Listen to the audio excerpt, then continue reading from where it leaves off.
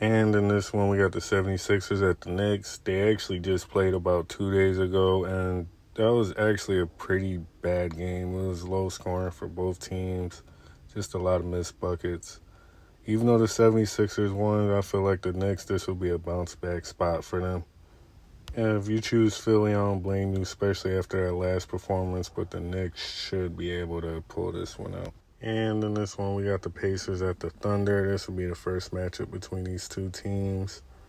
I do want to pick OKC, I really do, but I don't know. I just feel like the Pacers would keep it competitive and keep it within that spread. For the game total, I have a slight lean for the under. All right, and this one got the Wizards at the Grizzlies. Looking at the last time they played was back in October near the beginning of the season. The Wizards actually beat the Heat the other day, and they're actually doing a little bit better. So I have the slightest lean towards the Wizards. I think they'll be able to pull this through.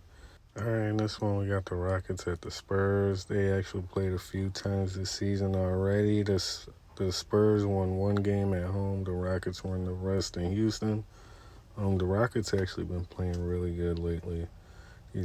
They won the last 4 of their 5, so I feel like they should cover this spread. I'm going to lean towards the Rockets on this one. For the game total, I lean under.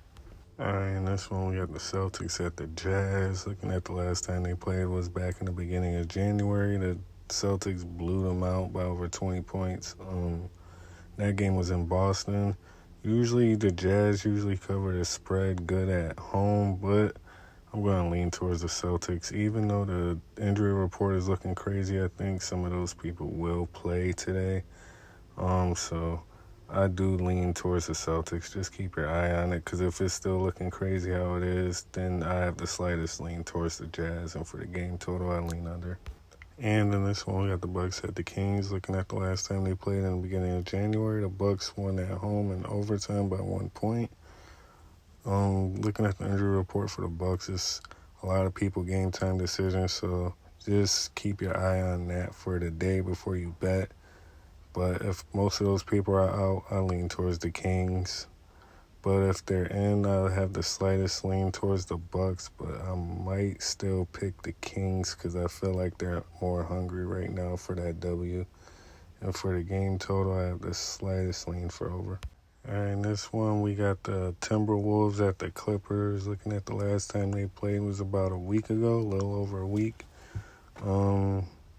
The injury report for both teams, their key players are game time decision, which is really throwing me off on this game.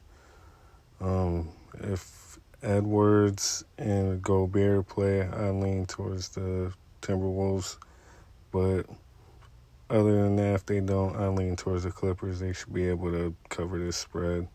And for the game total, I have the slightest lean for under. I feel like it will be a hard-fought game like it was a week ago.